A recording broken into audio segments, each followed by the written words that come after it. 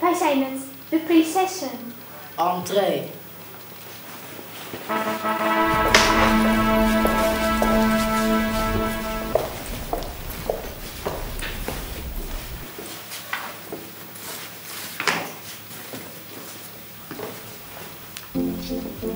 Monsieur prinses, aan het eind van deze week zullen we finalement weten wie deel mag uitmaken van onze familie. Jullie mogen uw bagage naar de slaapzaal aanbrengen.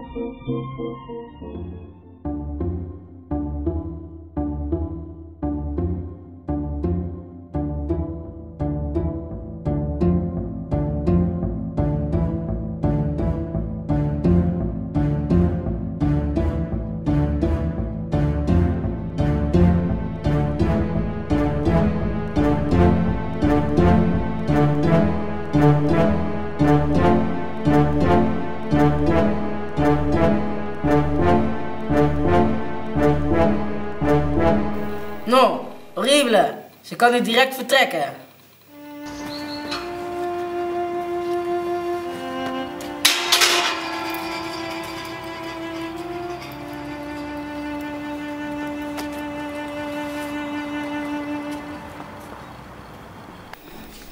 Ik wil helemaal niet koken voor het diner.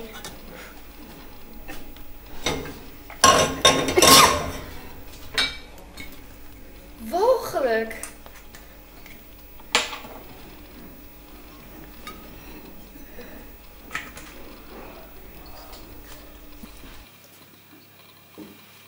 C'est incroyable. Zulke prinses hoef ik niet in mijn paleis te hebben. Bon, écoute-moi. We hebben een wijziging in ons schema. Vanavond zullen er 2 prinsessen afvallen in plaats van 1. Degenen die afvallen zijn... Constance en Hillegonde.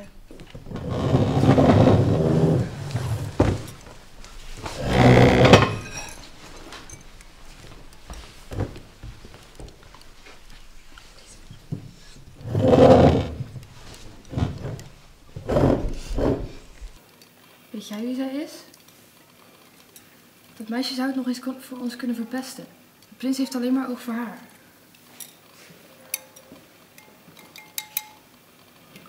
Wie ben je en wat kom je hier doen? Ik ben hier voor uw veiligheid, meer kan ik niet zeggen. Maar ik moet het weten. Ik ben Bertje, de spion van het Koningshuis. Waarom hebben wij een spion nodig? Nou, denk maar aan die prinsessen. Neem een voorbeeld aan Jacobijnen. Pa, ma, eigenlijk wil ik niet trouwen met prinsessen. Wat? Hoe kan dat nou? Maar ik word je vrouw! Ik wil trouwen met Bertje.